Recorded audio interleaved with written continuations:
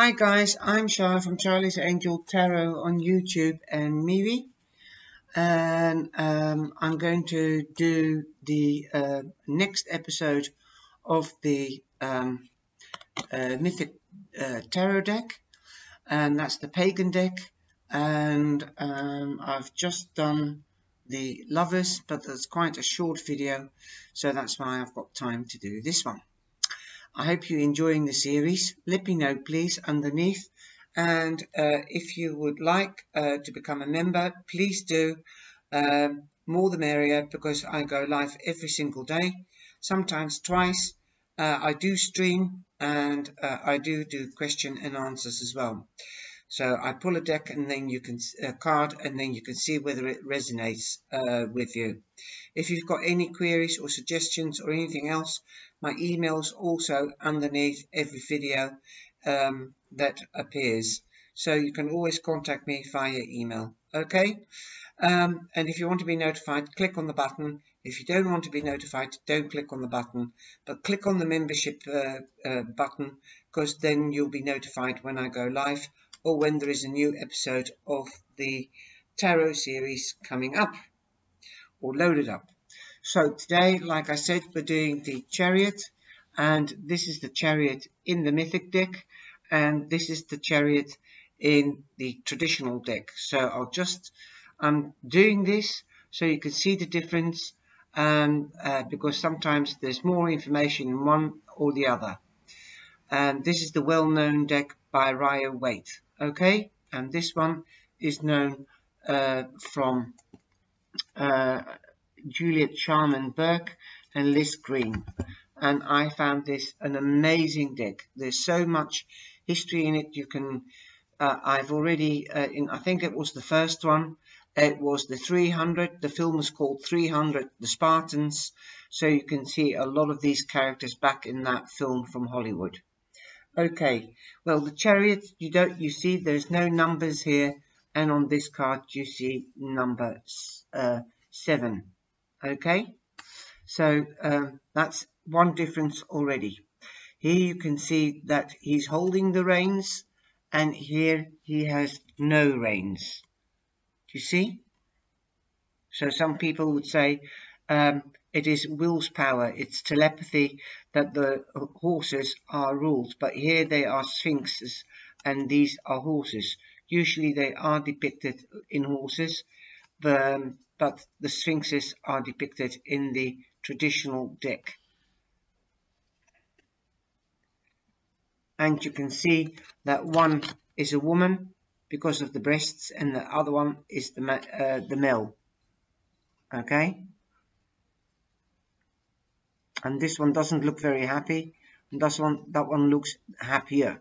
So it's like the black and white pillars in the high priest and the priestess. Okay, so it's the yin and the yang, the negative towards the good. It's the opposite. Okay, it's the same as in here. All right, let's get started with the Pagan deck, the Mythic deck. And number 7 means so below, so above. It is also the house in astrology of business, spouse, and partners.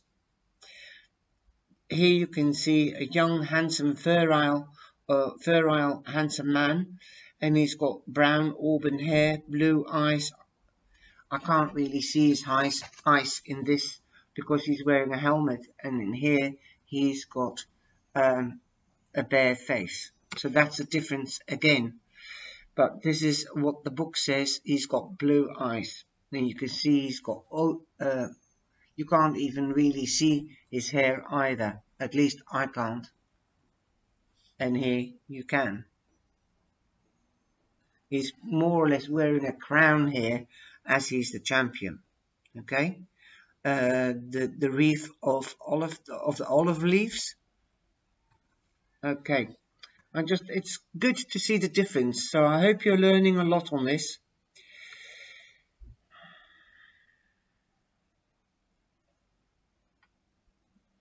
So I've just made some little notes so I know what I'm on about, so I don't look too much of a fool. You can also see that the horse is the black horse is going to the right, to the left, no, to the right, and the white one is going to the left. Now, what I found quite funny is that the white horse, it seems like he's tripping over his own feet. Do you see? And here the sphinxes are lying down, but one arm goes this way and the other one goes that way. So they are also going in different directions, but they're not tied down as the horses are. You see? In the new card, that's this one, the black horse is sticking out his tongue, and the white horse's eyes are red and not in the traditional deck. So there again, red is the devil, and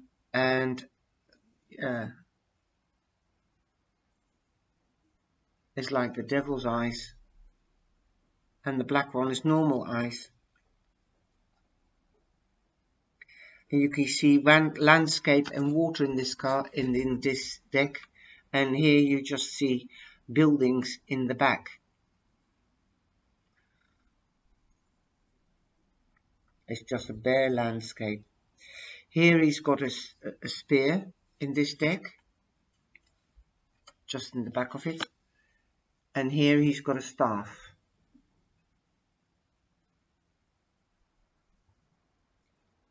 And the spear is the symbol of masculinity, power, and potency in both men and women. Okay? The black and white horse represent like the pillars in the high priest and the priestess, reflecting the good and the bad, the two sides in everything. Here we meet the war goddess, the war god, and that's Ares. Ares reveled in fighting. We know the story how he was conceived. His mother Hera, the queen of goddess, conceived without a male seed.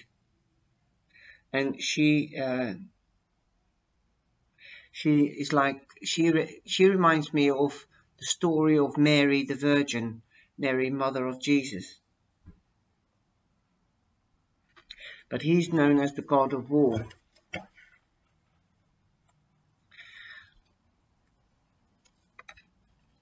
And the horses, the god of war had two squires, and one was fear and one was terror, and that's what the horses represent, fear and terror.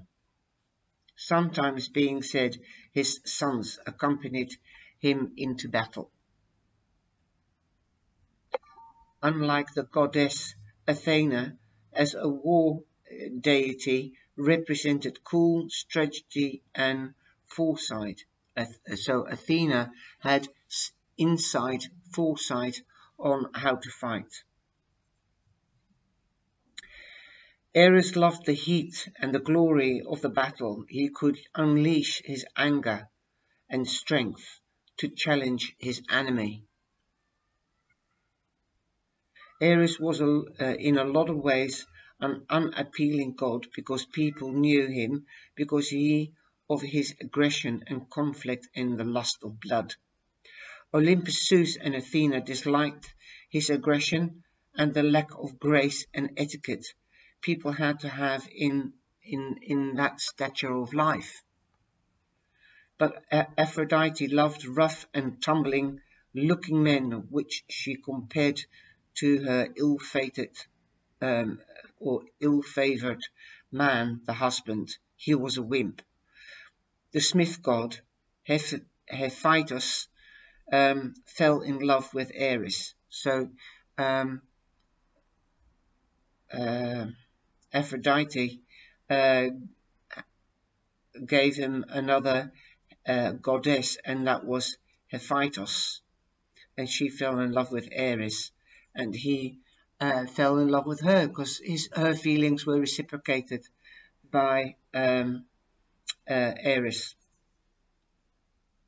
But her husband found out. That Ares was having an affair with Hephaestus, and he made an invisible net strong enough to hold them. And then he called all the gods together, and he said, look, he's been unfaithful to me with my wife. But Ares didn't mind that. He didn't mind the disgrace. He didn't take any notice whatsoever, and he just carried on.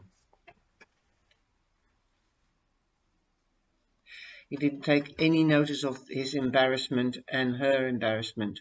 But later on, there was a daughter with Aphrodite, and her name was Harmonious. And that's why number 7 is the card of harmony. Because when two people join together, it is harmony, or supposedly it has to be harmony because there's love. And then we come back to the Lover's card. So that's quite beautiful how it runs into each other. Ares is the driver of the chariot, and he loves the aggression. He uses his instinct and to guide the direction by will of conscious, like telepathy, like I said in this card, but not in this card. But the reins are quite loose in this card. I don't think it's a very good representation of consciousness or telepathy in this card, though. The horses look like if they are in conflict because they go into different ways. And so he tries to manipulate him by his conscious and telepathy so that he can steer much better. In some decks there are reins and in some decks there aren't. So the horses going in different ways, that shows that we have mental conflicts and urges, and the urges are sometimes stronger than our mental strength. The urges are more like physical strength. So the story that he made love to the goddess, I forgot her name now, Prophysis, was more of an urge than a mental strength. It was a physical strength. His body, he was tempted, and he answered to the call with his body. He has learned now to choose to which way to go and what the next step of life is. He has learned from his mistakes, and that's what's come to the forefront. The same as with the fool. He doesn't know what's lying ahead of him. He has to learn how to make decisions. And this man, after his indecent or his embarrassment, he's learned how to make decisions. Well, that's my explanation, and that's why in the tarot it can mean conflict. It can mean that you're too much in your mind, but you are going forward in your mind. After that embarrassment, he went forward. He became the champion because he had will's power, he had aggression, he wanted to go forward, he went for what he wanted. And because it is a vehicle and it travels by wheels, that's why it is recognized and clarified as a vehicle. You might be getting that vehicle if you've had your eye on it. You might be going on holiday. You might be moving, but you're getting recognition because the chariots were used in the Roman times in the Olympus sports theatre. And that's why you could say you're a champion. You've got what you want. You've won, and you're moving on. So I hope you've enjoyed this card, and I hope you've enjoyed the explanation. That's Matus, my cat. Millie's behind me for the followers that know me.